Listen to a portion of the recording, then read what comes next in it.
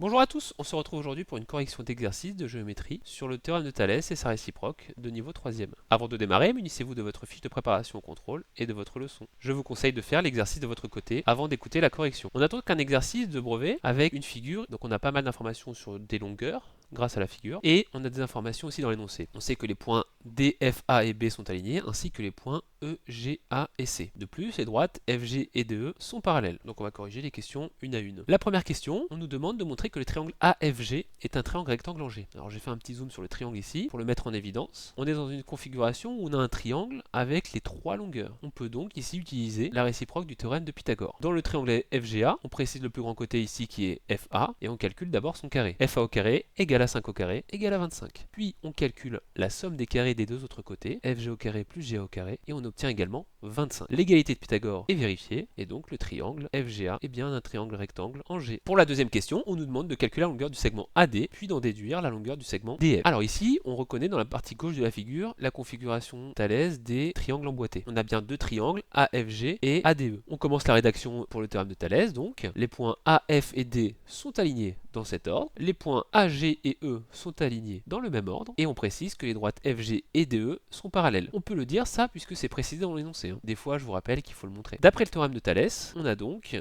proportionnalité entre les longueurs des triangles et donc l'égalité des rapports suivants. AF sur AD, petit triangle sur grand triangle, égale à AG sur AE, petit triangle sur grand triangle, égale à FG sur DE, petit triangle sur grand triangle. On remplace ensuite par les longueurs que l'on connaît et on applique le produit en croix. On a donc AD qui est égal à 5 fois 10,8 divisé par 4, 13,5 cm. On nous demande ensuite d'en déduire la longueur du segment TF. On fait donc la différence entre la longueur AD et la longueur AF, soit 13,5 cm moins 5 cm, 8,5 cm. Pour la troisième question, on nous demande si les droites FG et BC sont parallèles. Alors pour ce faire, on va se concentrer, comme vous le voyez sur ma figure, sur la partie droite où on a une configuration Thalès dite papillon. On précise l'alignement des points, donc F, A et B sont alignés dans cet ordre, les points G, A et C sont alignés dans le même ordre, et on calcule les premiers rapports de Thalès. AF sur AB, petit triangle sur grand triangle, égale à 5 sur 6,25, égale à 0,8. On fait la même chose avec AG sur AC, 4 sur 5 égale à 0,8. On a donc bien l'égalité des rapports ici. Donc, d'après la réciproque du théorème de Thalès,